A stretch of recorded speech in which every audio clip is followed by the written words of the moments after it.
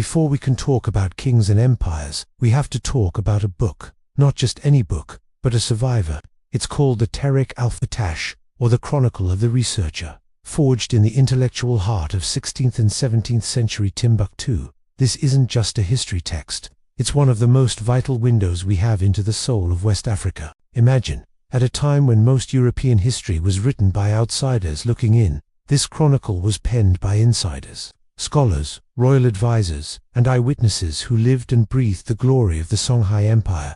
They wrote in classical Arabic, on paper imported all the way from Venice, bound it in fine leather, and stored it in the legendary libraries of Sankara. The book tells a sprawling story, covering the Ghana and Mali empires, but its heart, its true passion, is for the Songhai. It's a text that feels like an epic poem, where hard historical dates blend seamlessly with prophecy, magic, and political drama. This isn't just history, it's a saga. And the saga it tells is a grand, Shakespearean tragedy in 3 acts: the sorcerer, the believer, and the invader. Our story begins in chaos. The once mighty Mali Empire has crumbled into dust.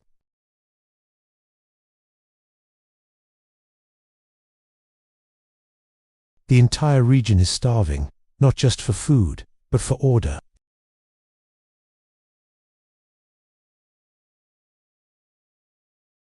In the Tariq, Sunni Ali is a terrifying figure. He's the great conqueror. From 1464 to 1492, his entire reign is spent in the saddle. He never rests.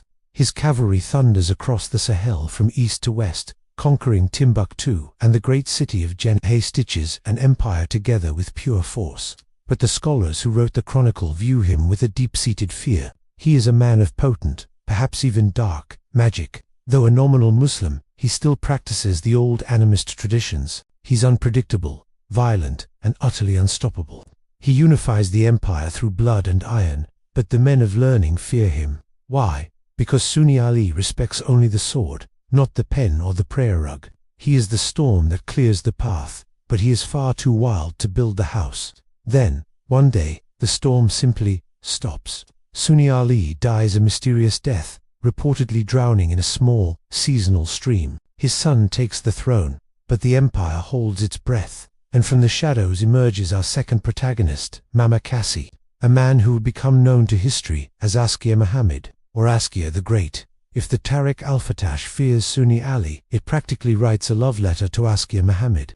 The book frames his rise to power not as a dirty coup, but as a holy restoration, a righteous correction. Askia challenges Sunni Ali's son for the throne, and in 1493, he wins a decisive victory at the Battle of Anfel. A new era has begun. Under Askia, the entire tone of our story shifts from war to light. The age of the sorcerer king is over. The age of the scholar king has dawned.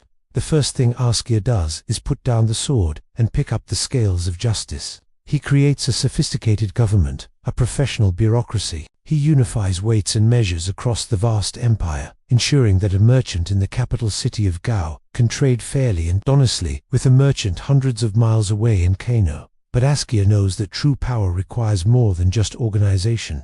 It requires legitimacy. So, he embarks on one of the most legendary pilgrimages in African history. He travels to Mecca, not just to pray, but to announce himself on the world stage. He dazzles the courts of the Middle East with his wealth and wisdom, and he returns with a new title, granted by the Sharif of Mecca himself, Caliph of the Western Sudan. With this divine mandate, he ushers in a golden age. This is the absolute peak of Timbuktu's intellectual power. Books, not gold, become the most valuable commodity in the empire. The great Sankara Madrasa, a university complex that rivaled any in the world, flourishes under his patronage. The Tariq paints a picture of a land so peaceful and secure that, and I quote, "A woman could walk alone from one end of the empire to the other, carrying a pot of gold, and fear no one but God. But all golden ages must, eventually, end." The final pages of the Tariq read like a lament. After Askia, the Great grows old, and is deposed by his own sons. The decline begins. The palace is consumed by infighting, and corruption seeps back into the administration. The unity that Askia had so carefully built begins to fray. And then, in the year 1591, the end arrives, not from within, but from across the great desert sea of the Sahara. The Sultan of Morocco, greedy for the trans-Saharan gold trade that the Songhai controlled, sends an army south. But this is no ordinary army of swords and spears.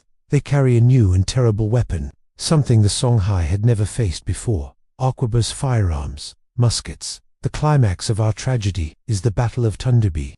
The Songhai army is massive, tens of thousands of brave cavalry and infantrymen, the heirs to Sunni Ali's unstoppable legions. They are confident, their strategy is brilliant. Drive a huge stampede of cattle directly at the Moroccan lines to smash their formation. But the Moroccans don't break. They kneel, they aim their arquebuses, and they fire. The thunderous noise of gunpowder, a sound never before heard on that scale in the Sahel, panics the cattle. The herd turns, stampeding back into the Songhai's own lines, crushing their own soldiers and throwing the entire army into chaos. It is a massacre. The proud Songhai cavalry, armed with spears and swords, charge bravely into what must have seemed like invisible fire. They are cut down by bullets long before they can even reach the enemy. The age of the warrior on horseback ends in a single, bloody afternoon. The aftermath is a catastrophe. The Tariq al-Fattash ends in mourning. The great city of Timbuktu is sacked. The scholars, including the family who wrote the chronicle itself, are exiled or killed. The priceless libraries are looted and burned. The Pax Songhai, the great peace that Askia had built, collapses into anarchy. The empire shatters. It is the ultimate tragedy. The greatest civilization in West Africa, a marvel of power and intellect, was built by the sword of a magician, refined by the pen of a sage, and ultimately destroyed by the gunpowder of an invader. And its story, its rise and its fall, is immortalized in the pages of the book that survived it all. Thanks for watching. If you found this story as fascinating as I did, make sure to like, subscribe, and hit that notification bell for more dives into history's forgotten epics. See you next time.